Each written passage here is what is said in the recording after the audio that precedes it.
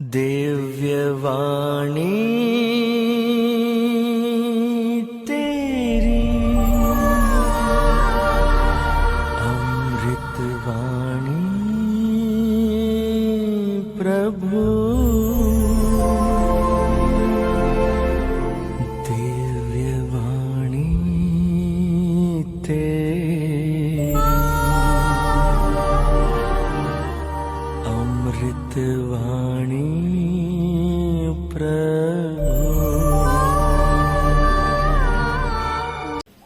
सुसमाचार पर मैं विशेष रूप से प्रकाश डालना चाहूंगा। हम लोगों ने सुसमाचार सुना, लूकस के सुसमाचार अध्याय 10 से वाक्य संख्या 1 से 20 तक, और वाक्य संख्या 2 में प्रभु यीशु क्या कहते हैं? फसल तो बहुत है परंतु मजदूर थोड़े हैं, इसलिए फसल के स्वामी से प्रार्थना करो कि वह और अधिक मजदूरों को भेजे ताकि फसल काटी जा सके। जब हम संसार में देखते हैं एक विरोधाभास को देखते हैं, और वो क्या है? सरकारी नौकरियां तो बहुत कम है, बड़ी बड़ी कंपनियों में भी नौकरियां बहुत कम है, वैकेंसी बहुत कम है, लेकिन उम्मीदवार बहुत ज्यादा है, बहुत अधिक है, और बहुतों को नौकरी नहीं मिलती, हजारों को लाखों को नौकरियां नहीं मिलती। लेकिन दूसरी ओर सबसे श्रेष्ठ सबसे सुंदर काम जो प्रभु की सेवा है, आत्माओं को बचाने का काम है, उसमें वैकेंसीज बहुत है, लाखों करोड़ों वैकेंसीज है, लेकिन उम्मीदवार बहुत कम है। यह एक विरोधाभास है। और फ्रांसिस जेवियर हमारे देश में आए और सैकड़ों की संख्या में, हजारों की संख्या में विशेषकर बच्चे उनके पास आते थे और उनसे अनुरोध करते थे, फादर मुझे प्रार्थना सिखाइए, मुझे गीत सिखाइए, प्रार्थना सिखाइए। और उनके पास समय नहीं था, ना खाने के लिए समय था, ना सोने के लिए समय था, ना उन सबको सिखाने के लिए समय था। तो उसने संत इग्नाशियस के पास पत्र लिखा और कहा, कितने सारे लोग विश्वास में आते, और यदि लोग विश्वास में नहीं आते हैं उसका एक मुख्य कारण यही है, उनको विश्वास में लाने के लिए मजदूर नहीं है। और आज हमारे देश में देखें जनसंख्या क्या है, हमारे देश की जनसंख्या क्या है? माना जाता है 140 करोड़ लोग हैं हमारे देश में, और उनमें यीशु को जानने वाले कितने हैं? 3.20% लोग, अर्थात 320 लाख लोग यीशु को जानते हैं, विश्वासी बने हैं। और इतने सारे लोगों के लिए सेवा करने के लिए पुरोहित कितने हैं? पूरे देश में 30,000 पुरोहित है। धर्म बहनें कितनी है? 50,000 धर्म बहनें हैं, और कोई 25,000 धर्म बंधु है। तो इतनी बड़ी आबादी को प्रभु का वचन सुनाने के लिए लोग बहुत ही कम है, और इन पुरोहितों में भी, धर्म बहनों में भी प्रभु का वचन सुनाने वाले और भी बहुत कम है। तो इसलिए प्रभु यीशु के समय में समस्या आती, फसल तो बहुत है परंतु मजदूर थोड़े हैं। आज वह समस्या और अधिक बढ़ गई है। तो इसलिए हमें क्या करना है? प्रभु यीशु क्या कहते हैं? फसल के स्वामी से प्रार्थना करो कि वह और अधिक मजदूरों को भेजे। तो हमें अच्छे मजदूरों के लिए, अच्छी बुलाहटों के लिए प्रार्थना करनी है। और मैं समझता हूं हमें विशेष करके प्रार्थना करनी है, घरों में, परिवारों में प्रार्थना का माहौल हो, और लोग प्रार्थना करना सीखें। परिवारों में, क्रिस्तीय परिवारों में भी बहुत कम परिवारों में रोज प्रार्थना होती है। जब परिवारों में प्रार्थना आएगी, एक आध्यात्मिक माहौल आएगा, तभी लोग बुलाहट को पहचानेंगे, ईश्वर की उपस्थिति को पहचानेंगे और ईश्वर की आवाज को सुनेंगे, तभी बुलाहट उन परिवारों से उत्पन्न हो सकती है। और एक दूसरी बात, उसके लिए भी हमें प्रार्थना करनी, वो क्या है? हमें प्रार्थना करनी है कि लोग और अधिक बच्चों को पैदा करें। आज बच्चे कितने हैं परिवारों में? इतने कम हो गए हैं। हम दो, हमारे दो, हम एक, हमारा एक। और जब मैं स्कूल में पढ़ता था उस समय 2 या 3 बस ऐसा जमाना था, बच्चे इतने सारे कम हो गए। तो यदि परिवारों में बच्चे नहीं है तो कहां से बुलाहट आएगी? तो परिवारों में बच्चे और अधिक होना चाहिए, और तभी तो कलीसिया मजबूत होगी। आज कई सारे गिरजाघर खाली हो रहे हैं, विशेषकर यूरोप की हालत, और हमारे देश में भी ऐसी हालत आ रही है।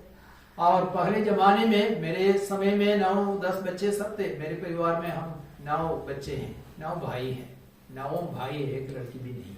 Praise the Lord। हाँ, तो परिवारों में बच्चों की संख्या भी अधिक हो, माता पिता और उत्साह से कार्य करे और बच्चों को जन्म दे, उनका पालन पोषण करे, उनको विश्वास में लाए। और ईश्वर ही चाहते हैं। ईश्वर ने क्या कहा है?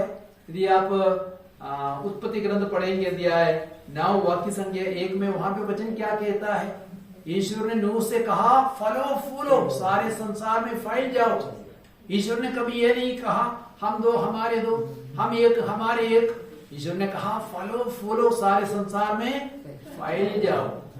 यदि आप यिर्मयाह का ग्रंथ पढ़ेंगे अध्याय 29 वाक्य संख्या 6, यिर्मयाह का ग्रंथ अध्याय 29 वाक्य संख्या 6 में, वहां पे प्रभु क्या कहते हैं? विवाह करके बच्चों को उत्पन्न करो, तुम्हारी संख्या बढ़ती रहे घटे नहीं, तुम्हारी संख्या बढ़ती रहे घटे नहीं। और जब इस पृथ्वी पे विश्वासियों की संख्या बढ़ेगी तब क्या होगा? तब क्या होगा? स्वर्ग राज्य में भी संख्या बढ़ेगी, संतों की संख्या बढ़ेगी। ईश्वर क्या स्वर्ग राज्य को खाली रखना चाहते हैं? ईश्वर सैकड़ों हजारों लाखों करोड़ों की संख्या में स्वर्ग राज्य में लोगों को चाहते हैं। यदि विश्वासी लोग इस संसार में कम है, विश्वास करने वाले, तो स्वर्ग राज्य में जाने वाले भी कम होंगे। यीशु ने क्या कहा है? मेरे पिता के यहाँ बहुत से निवास स्थान है, मैं तुम्हारे लिए स्थान का प्रबंध करने जा रहा हूं। तो ईश्वर चाहते हैं कि हम और अधिक संतानों को जन्म दे और उनका पालन पोषण करे, उनको विश्वास में आगे बढ़ाए, और तभी स्वर्ग राज्य में भी बड़ी संख्या होगी। यदि हम बहुत कम बच्चों को उत्पन्न करेंगे तो कहां की संख्या बढ़ेगी? कहां की संख्या बढ़ेगी? नरक की संख्या बढ़ेगी, स्वर्ग राज्य की संख्या घट जाएगी। तो इसलिए हमें और अधिक बच्चों को जन्म दे करके विश्वास में उनका पालन पोषण करना है। आज के सुसमाचार के अनुसार एक दूसरी बात यह है, हमें शांति का संदेश वाहक बनना है। हमें शांति का संदेश वाहक बनना है। सुसमाचार में अध्याय 10 वाक्य संख्या 5 में प्रभु यीशु ने 72 शिष्यों से कहा, जिस घर में प्रवेश करो उस घर को कहो, इस घर को शांति, इस घर को शांति। आज परिवारों में शांति नहीं है, व्यक्तियों के जीवन में शांति नहीं है। और शांति का अर्थ क्या होता है? सिर्फ लड़ाई का अभाव नहीं है शांति। शांति के लिए इब्रानी में एक शब्द है, वो क्या है? आप लोग जानते होंगे, क्या है? शालोम। और शालोम का कई अर्थ है। एक अर्थ है शांति, एकता, मेल मिलाप, पूर्णता, समृद्धि, कल्याण, यह सब शालोम का अर्थ है। इसका मतलब शालोम का अर्थ क्या है?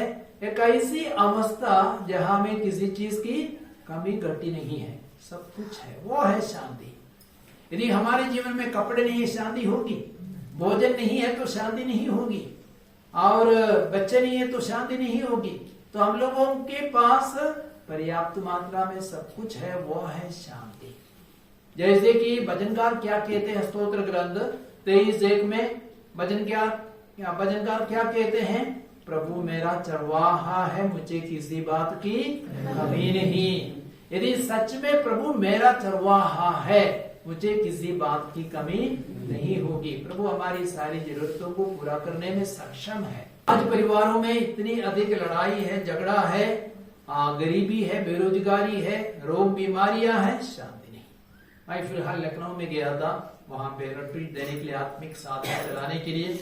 वहां एक हिंदू दंपति मेरे पास आए थे, और आदमी को क्या हो गया था? होटल चलाता है, लेकिन वह डिप्रेशन में चला जाता था, इसलिए उनके जीवन में शांति नहीं थी। तो पति पत्नी दोनों मुझसे मिलने के लिए आए। तो मैं सोचता रहा उनके डिप्रेशन की वजह क्या है। उन्होंने कोई ऐसे बड़े पाप तो नहीं किए थे। हाँ, पहले आदेश का उल्लंघन तो होता है क्योंकि वे लोग क्रिश्चियंस नहीं थे, वे लोग इसलिए देवी देवताओं को सब मानते थे। पहले आदेश का उल्लंघन तो होता था। तो मैं सोच रहा था इनके जीवन में क्यों ये डिप्रेशन चल रहा है। अंत में मुझे अचानक एक मेरे मन में विचार आया, अर्थात प्रेरित चरित्र अध्याय 17 वाक्य संख्या 27। प्रेरित चरित्र अध्याय 17 वाक्य संख्या 27, वहां पे क्या कहा गया है? यह इसलिए हुआ कि वे ईश्वर का अनुसंधान करे और सत्य की खोज करे, सत्य को पाए। Praise the Lord. तो हमारे जीवन में समस्याएं क्यों आती है? उसका एक कारण है कि लोग सच्चे ईश्वर की खोज करें और सत्य को पाए और उस सच्चे ईश्वर की आराधना करे, पूजा करे। इसलिए ईश्वर हमारे जीवन में समस्याएं आने देते हैं ताकि हम सच्चाई की खोज करें।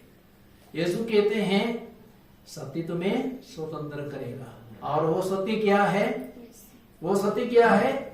यीशु स्वयं। यीशु ने कहा मार्ग सत्य जीवन मैं हूं, मुझसे होकर गए बिना कोई पिता के पास नहीं जा सकता। यूहन्ना के सुसमाचार 14:6। और साथ ही साथ वह सत्य क्या है? यीशु का वचन। मैंने तुम्हें जो शिक्षा दी है वह सत्य है। तो यीशु का वचन सत्य है, यीशु स्वयं सत्य है। तो हमारे जीवन में समस्या इसलिए आती है, इसलिए भी आती क्योंकि हम सत्य को नहीं जानते, सच्चे ईश्वर की आराधना पूजा नहीं करते। तो मैंने उनसे कहा आपके जीवन में प्रॉब्लम आया इसलिए तो आप यहाँ आए, नहीं तो प्रभु का वचन सुनने के लिए गिरजाघर नहीं आते। किसी ने उनसे कहा था आप लोग जाइए, 3 दिन का प्रोग्राम हो रहा है। तो वे लोग पहली बार आए और मैं सोचता हूँ वे आहिस्ते आहिस्ते विश्वास में बढ़ रहे हैं। और वो शांति क्या है? यीशु स्वयं है वह शांति, वो शांति का राजा है। नबी इसायाह के ग्रंथ अध्याय 9:5 में वहां पे कहा गया हमारे लिए एक बालक उत्पन्न हो गया है और उसका नाम होगा शांति का राजकुमार, शांति का राजा। तो यीशु स्वयं शांति का राजा है। और एफिसियों के पत्र अध्याय 2:14 में संत पौलुस क्या कहते हैं? यीशु ही हमारी शांति है। यदि आप यीशु को देंगे, लोगों को यीशु को देंगे, तो उनके जीवन में यूं ही शांति आएगी। वे लोग संघर्ष भी करेंगे लेकिन शांति को भी एक दिन अवश्य पाएंगे। Praise the Lord. मैं हाल ही में एक मुस्लिम लड़के के बारे में पढ़ रहा था और वो 8 वर्ष की उम्र में गिरजाघर में गया और किसी फंक्शन में निमंत्रण मिला था इसलिए वो भी गया। और वो 8 वर्ष का लड़का था और उसने जाकर अनजाने में परम प्रसाद को स्वीकार किया। उसको परम प्रसाद को स्वीकार नहीं करना था क्योंकि उसने बपतिस्मा ग्रहण नहीं किया था, लेकिन उसने जाकर के परम प्रसाद को ग्रहण किया। और जैसे ही उसने परम प्रसाद को ग्रहण किया तुरंत उसको एक बड़ी चंगाई मिली। वो हकलाता था, अच्छा से बोल नहीं पाता था, तुरंत उसका हकलाना बंद हो गया। और इस प्रकार यीशु से उसका पहला साक्षात्कार हो गया, उसका मिलन हो गया। और उसके बाद पढ़ाई लिखाई में उसको बहुत सारे प्रॉब्लम्स आते थे, लेकिन जब वो परीक्षा लिख रहा था उसने यीशु का नाम लेकर के प्रार्थना किया। और कोई प्रार्थना वो नहीं जानता था, सिर्फ यीशु का नाम लेता था, नाम लेता था। वो परीक्षा के लिए गया तो वो पीछे से कोई आवाज सुन रहा था, ऐसा लिखो, ऐसा लिखो, ऐसा लिखो। और उसने उस आवाज को सुनकर के परीक्षा लिखी और परीक्षा में उसको 76% अंक मिले। वो बहुत ही खुश हो गया। बाद में पिता का एक बहुत भयंकर एक्सीडेंट हुआ और उसकी रीढ़ की हड्डी टूट गई कई जगह। और डॉक्टरों ने कहा हमारे लिए इलाज करना बहुत ही मुश्किल है। लेकिन एक कैथोलिक हॉस्पिटल में वह एडमिट किया गया था। तो वह डॉक्टर जो उसका इलाज करता बहुत बड़ा विश्वासी था, उसने कहा आप प्रभु यीशु से प्रार्थना कीजिए, यीशु अपने पवित्र लहू से आपको धोए और आपको चंगाई मिले। सिर्फ वही आपको चंगा कर सकता है, हम लोग आपको स्वस्थ नहीं कर सकते हैं। तो लड़का जाकर के रोज प्रार्थना करता था यीशु का नाम लेकर के। वो ग्रोटो भी जाता था, माता मरियम को देख करके उसको बड़ी खुशी मिलती थी। और तब पिता भी प्रार्थना करना शुरू किया, मां भी प्रार्थना करना शुरू किया, क्योंकि पिता की चंगाई होनी थी। तो एक दिन पिता को क्या होता है, उसको खून का गंध मिलता है। तो उसने सोचा मेरे शरीर में कहीं खून बह रहा है, तो लेकिन कपड़े को खोल करके देखा, वहीं पे कहीं पे खून नहीं था, लेकिन उसको खून का गंध मिल रहा था। और अचानक उसने महसूस किया उसकी रीढ़ की हड्डी से कुछ बह रहा है, ऐसा उसने महसूस किया, लेकिन बाहर देखने से कुछ भी नहीं। लेकिन कुछ समय के बाद उसको लगा कि वह चंगा हो गया, वह उठ करके बैठा और फिर खड़ा हो गया, चलने फिरने लगा, उसको पूर्ण चंगाई मिली। पूरे परिवार ने प्रभु यीशु को स्वीकार किया और उन्होंने बपतिस्मा ग्रहण किया। तो मैं क्या कहना चाहता हूं, कई सारे लोगों के जीवन में समस्याएं हैं, हम सबके जीवन में समस्याएं हैं, लेकिन यदि यीशु आपके पास है, आपको समस्याओं का समाधान यूं ही मिल जाता है। यदि आप प्रार्थना में लगे रहेंगे, विश्वास करेंगे, समस्या का समाधान मिल जाता है। तो समस्याओं का समाधान क्या है? यीशु स्वयं है, मार्गमय है। प्रभु मेरा चरवाहा है, मुझे किसी बात की कमी नहीं है। इसलिए फिलिपियों के पत्र अध्याय 3:8 में संत पौलुस क्या कहते हैं, मैं ईसा मसीह को जानना सर्वश्रेष्ठ लाभ मानता हूं, उस ज्ञान की तुलना में अन्य सभी वस्तुओं को मैं पूरा समझता हूं। कितना सुंदर वचन। तो सर्वश्रेष्ठ लाभ क्या है? ईसा मसीह को जानना, कंप्यूटर जानना नहीं, विज्ञान को जानना नहीं, अंग्रेजी को जानना नहीं, और मेडिसिन को जानना नहीं। इन सारी चीजों को जानने से आपको स्वर्ग राज्य नहीं मिलेगा। यदि आप अपनी आत्मा को बचाना चाहते हैं, स्वर्ग राज्य को हासिल करना चाहेंगे, एक ही उपाय है, ईसा मसीह को जानना है। Praise the Lord. इसलिए संत पौलुस कहते हैं, जो पहले अत्याचार करता था मसीहियों के साथ, उनको मारता था, काटता था, बंदीगृह में डालता था, और वही आदमी यीशु से मिल जाते, यीशु को पाते, उसके बाद में वो कहता है मैं ईसा मसीह को जानना सर्वश्रेष्ठ लाभ मानता हूं, उस ज्ञान की तुलना में सभी वस्तुओं को मैं पूरा समझता हूं, तुच्छ समझता हूं, बेकार समझता हूं। इसायाह के ग्रंथ 26:4 में भी वचन क्या कहता है, प्रभु पर सदा भरोसा रखो, क्योंकि वही हमारी चिरस्थायी चट्टान है। कोई इंसान नहीं चिरस्थायी चट्टान, धन संपत्ति नहीं हमारी चिरस्थायी चट्टान, प्रभु ही हमारी चिरस्थायी चट्टान है। और एक तीसरी बात आज के सुसमाचार में यीशु ने क्या कहा शिष्यों से, जहां तुम जाते हो वहां नगरों में लोगों को चंगा करो और उनसे यह कहो ईश्वर का राज्य निकट आ गया है। तो चंगाई ईश्वर के राज्य के निकट आने का एक चिन्ह है। लेकिन यदि मान लो सबके सब रोगी है, बीमार है, वहां कौन शासन करता है? शैतान शासन कर रहा है, वहां ईश्वर शासन नहीं कर रहा है। लेकिन लोगों को चंगाई मिलती है, आराम मिलता है, समस्याओं का समाधान होता है, अपदूत निकाले जाते हैं। इसका मतलब वहां पे ईश्वर का राज्य है, ईश्वर शासन कर रहा है। Praise the Lord. तो इसलिए चंगाई ईश्वर के राज्य का आने का एक प्रमाण है। और हम देखते हैं लूकस के सुसमाचार अध्याय 7 में वाक्य संख्या 20 और 22 में, वहां पे हम लोग क्या देखते हैं, यूहन्ना बपतिस्मा ने अपने शिष्यों को यीशु के पास भेजा, जाकर के पता लगा वही है आने वाला, कि हमें और किसी का इंतजार करना है। तो यीशु उनसे क्या बोले, जाकर के यूहन्ना को बोलो, तुमने जो कुछ देखा है, सुना है, आंते देखते हैं, बहरे सुनते हैं, लंगड़े चलते हैं, कोढ़ी शुद्ध किए जाते, मुर्दे जलाए जाते हैं, तुम जाकर के बताओ, तब उन्हें पता चलेगा मैं कौन हूं। तो 72 शिष्य गए, उन्होंने रोगियों को चंगा किया, अपदूतों को निकाला, और उसके बाद वे ईसा के पास लौटे। तो उन्होंने यीशु से क्या बोले, उन्होंने यीशु से क्या कहा, आपके नाम से अपदूत भी हमारे अधीन हो जाते हैं। यीशु क्या बोले, मैंने शैतान को बिजली की तरह स्वर्ग से गिरते हुए देखा, मैंने तुम्हें सांपों, बिच्छुओं, बैरी की सभी शक्तियों को कुचलने का अधिकार दिया है, कोई भी चीज तुम्हें हानि नहीं पहुंचाएगा। तो ईसा के नाम से अपदूत भी, शैतान भी हमारे अधीन हो जाते हैं, क्योंकि यीशु हमारे साथ है, शैतान हमारा सामना नहीं कर पाएगा। लेकिन यीशु अंत में एक बात बोले, वो क्या है, इसलिए आनंद मत मनाओ क्योंकि अपदो तुम्हारे अधीन है, लेकिन इसलिए आनंद मनाओ क्योंकि तुम्हारे नाम स्वर्ग में लिखे गए हैं, अर्थात तुम स्वर्ग राज्य के नागरिक बन गए हो।